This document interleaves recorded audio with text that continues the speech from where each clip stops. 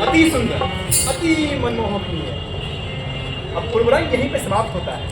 अब लोग जाइए पूर्वाभ्यास कीजिए। एक बात याद रहे, ये नवीन प्रयोग है, इसमें तनिक भी चूक नहीं होनी चाहिए। जी गुरुदेव।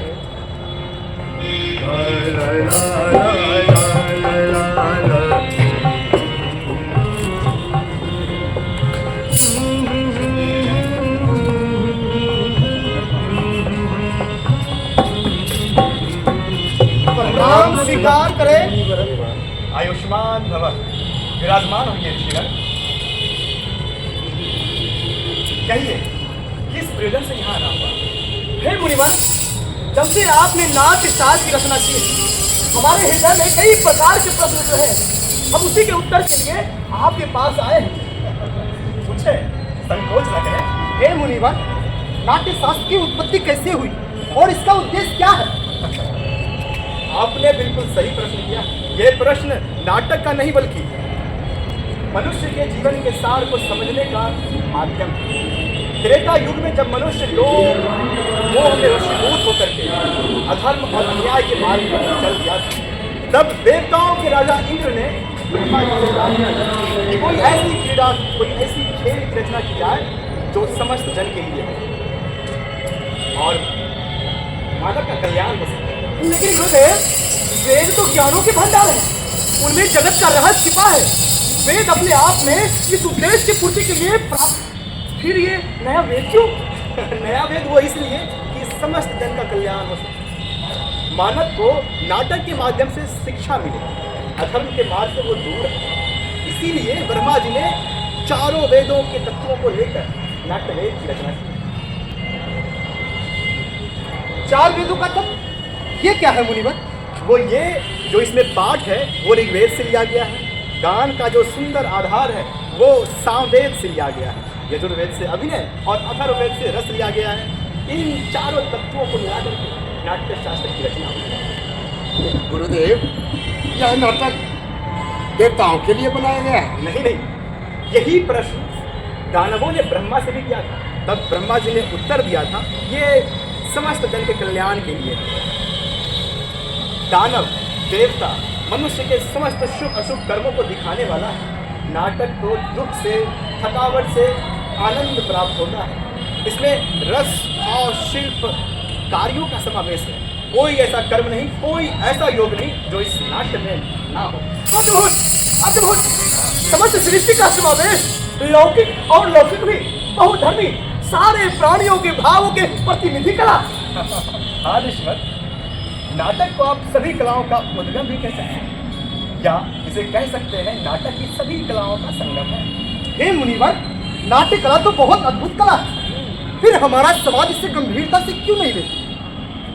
कला कर्म को अनावश्यक क्यों समझा जाता है? हम कलाकार हैं, नीति के नितांत नहीं। कला कर्म करना हमारा धर्म है। हमारे विषय में, कला के विषय में नीति के नियंताओं को सोचना होगा, इस पर विचार करनी होगी, ताकि उसके लिए साधन, उसका उपाय बता करके हम लोगों का भला कर सकें। ये केवल नाटक कला नहीं है, यह समाज का दर्पण है। मानवता को सत्य के मार्ग पे ले जाने का साधन है। रंगमंच जाति धर्म से परे होकर के समग्रता में मानवता के उताबार करता है।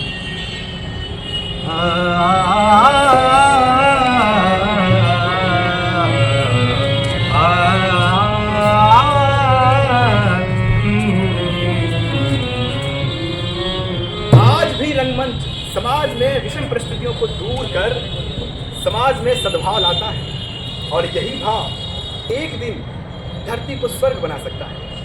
निसंदेह मुनिवर, कला विहीन तो समाज का परियोजना है, दर्पण है। बिल्कुल, कलाविहीन समाज पशु के समान है। इसीलिए मेरी आशा और अपेक्षा है कि समाज कला व कलाकार को वो प्रतिष्ठा, वो मान प्रदान करे जिसके लिए वे अधिकारी हैं। इसीलिए तो मैंने नाट्यशास्त्र को पंचम वेद कहा है। पंचम वेद समस्त वेदों का ज्ञान। हाँ ऋषिगण, हमारे रंगकर्मी पुत्र आपके स्वागत में एक नाटक प्रस्तुत करना चाहते हैं। अब तनिक भी देर ना करें, चलें और नाटक को देख करके आनंदित हों।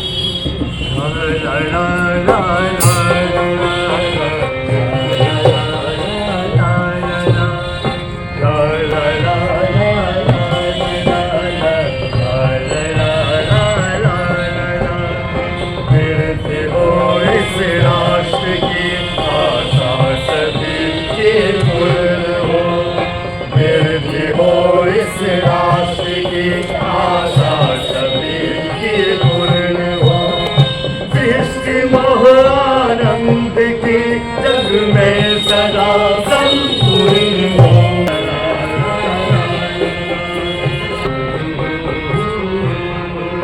धरती सदा फूले भरे ऊपर विमल आकाश आकाश हो। सज्जन रहे निर्भय सदा, तो दुर्जनों का नाश हो। ला ला ला ला ला ला ला ला।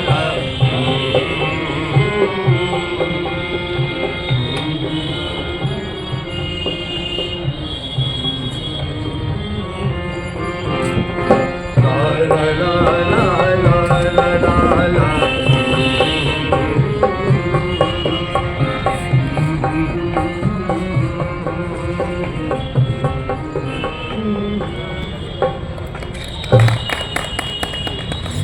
अभी मौजूद हूँ दिनकर कला भवन बेगूसराय बिहार में।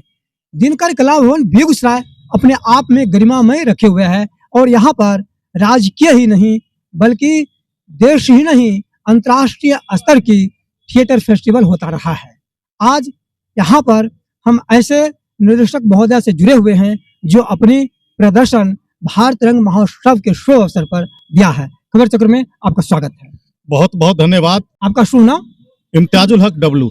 आप किस संस्था के अंतर्गत ये प्ले दे रहे हैं? Active cultural society Begusarai. कौन सा नाटक का प्रदर्शन आपने किया है अभी? पंचम वेद।